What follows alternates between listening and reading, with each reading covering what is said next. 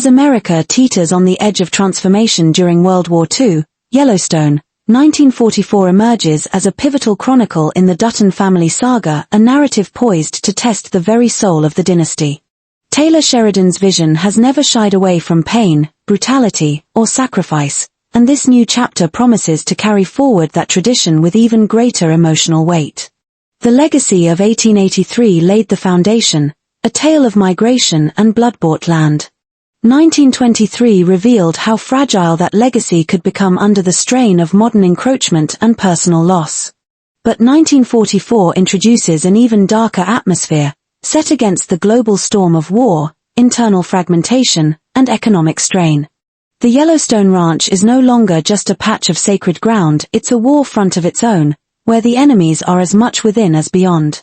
Spencer Dutton, once a haunted soldier and grieving lover, is now an aging patriarch with more scars than answers.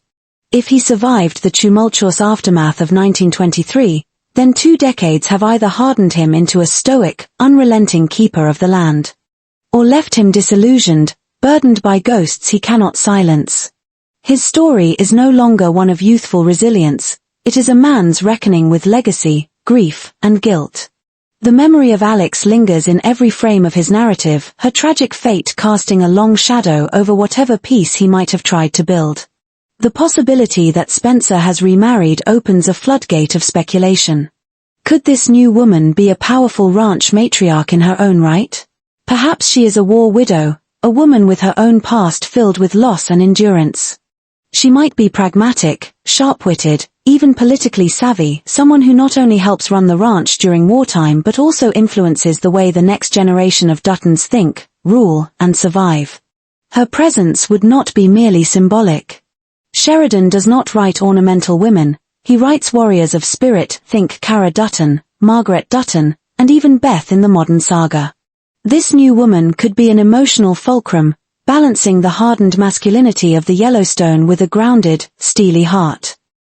Yet she could also be a wildcard, an outsider who challenges the Dutton code, one who may have her own loyalties, her own secrets.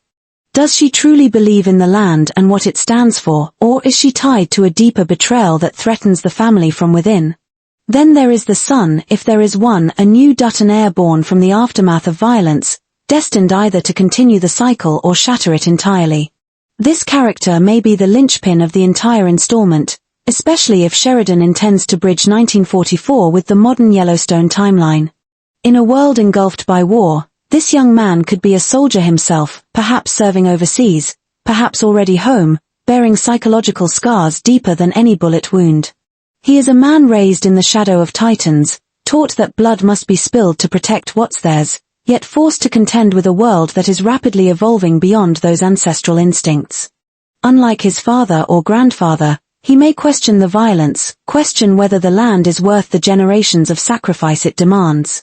He might admire his father, Spencer, but also fear becoming like him, stoic, distant, marked by war. Their relationship could be layered with unspoken resentments and impossible expectations. What if he returns from war not as a willing heir but as a man longing for peace? What if he desires education, diplomacy, or even exile from the family legacy? The psychological and thematic tension here is ripe, a generational divide between survivalist grit and modern disillusionment. His arc could symbolize the family's reckoning with change, either forging a new identity or breaking under the weight of inherited trauma. And if Spencer is still alive, the father-son dynamic could mirror the same conflicts we've seen in John and Case, or John and Jamie, admiration strained by differing visions of duty. Perhaps this young Dutton even rejects the ranch outright, setting the stage for new schisms within the family.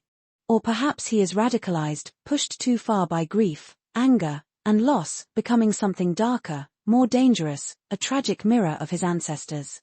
Alliances made with corrupt officials to keep the ranch intact, feuds with neighboring ranches over dwindling resources, or even moral compromises that haunt the family in the present. The threat of government land seizures during wartime, for example, could bring a new existential challenge, Yellowstone being eyed for military use, or railroad expansion, or political leverage. This could pit the Duttons against institutions larger than anything they've faced before, agencies that don't care about bloodlines or burial grounds, only strategy and control. Internally, the family may be splintering. Could Kara have left the ranch under mysterious circumstances?